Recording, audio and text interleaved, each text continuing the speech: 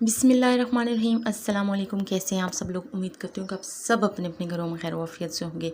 आज हम बना रहे हैं बहुत ही ट्रेडिशनल सी रेसिपी। मैं बना रही हूँ बहुत सादा सी सिंपल सी, और ये है जी आप इसको लौकी कह सकते हैं, पहाड़ी कद्दू कह सकते हैं, आप इसको मतलब कुछ भी कह सकते हैं। लेकिन मेरी जो घर में कहा जाता है, मेरे जो इन लॉज़ हैं वो इसको कहते हैं चूइयाँ। अब मुझे नहीं पता ये कहाँ तक नाम सच है, लेकिन मेरे जो इन लॉज़ हैं वो इसको प्रोनाउंस करते हैं चूइयाँ, कि हम चूइयाँ बना रहे हैं। मेरी जो सास माँ हैं वो कहती होती थी कि हमने चूइयाँ बनाई हैं, ये चूइयाँ पका लें। तो मुझे इसका ये नाम बहुत अच्छा लगता है, इसलिए मैंने अपने थंबनेल में भी यही नाम रखा है, चूइयाँ। ये कटिंग करने के बाद इस तरह की हो जाती हैं, और इनको मोटा मोटा काट लें या बारीक काट लें। इनका छिलका थोड़ा सा ऊपर से थोड़ा सा हार्ड होता है, और मेरी सास माँ क्या करती होती थी कि ये लेके आती थी तो इसको ना वो जो दराटी होती है उसके साथ इसके छिलके मुझे उतार के दिया करती थी। लेकिन अब तो पीलर्स आ गए हैं, अब तो बहुत आसानी पैदा हो गई है। अच्छा, सबसे पहले आपने क्या करना है कि कढ़ाई में आप या पतीली में किसी में भी ऑयल या घी डाल लें, और उसमें आपने प्याज को सौते कर लेना है।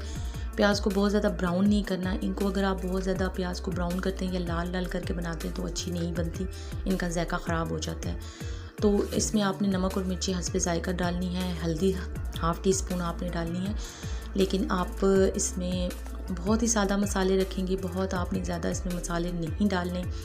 यहाँ पे आप इसमें 1 टेबल स्पून टमाटर डालने के बाद 1 टेबल स्पून आपने या 2 टेबल स्पून आपने इसमें मक्खन का ऐड कर देना है।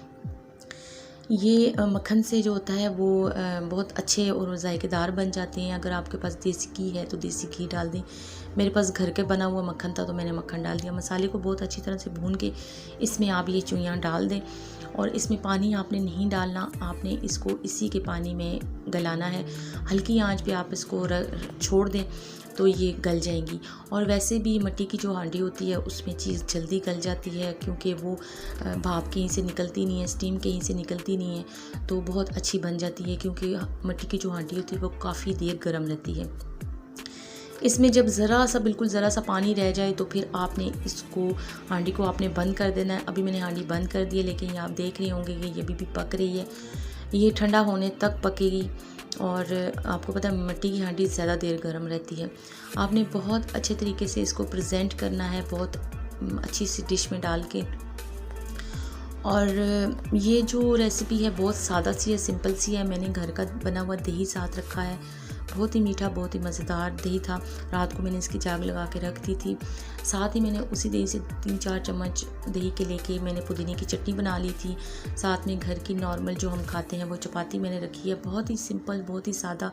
ईद उल अज़हा गुजरी है, उसके बाद दिल चाहता है कि बंदा बिल्कुल सिंपल सा सादा सा कोई सब्ज़ी वगैरह दाल वगैरह खाए, तो मुझे बेस्ट लगा ये, क्योंकि हमारे घर में ये बनती है रेसिपी, बहुत अच्छी लगती है हमें।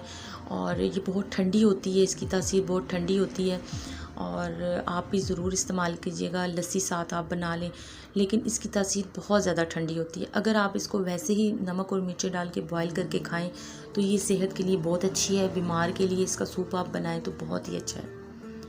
मेरी रेसिपी ये आपको कैसी लगी है, चूइयाँ आपको कैसी लगी हैं, मुझे ज़रूर कमेंट्स करके बताइएगा।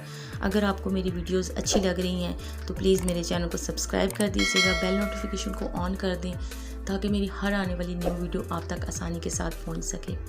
दुआओं में मुझे याद रखिएगा, रेसिपी को ज़रूर बनाइएगा, एंजॉय करिएगा। अल्लाह हाफिज़। आप सबका बहुत बहुत शुक्रिया।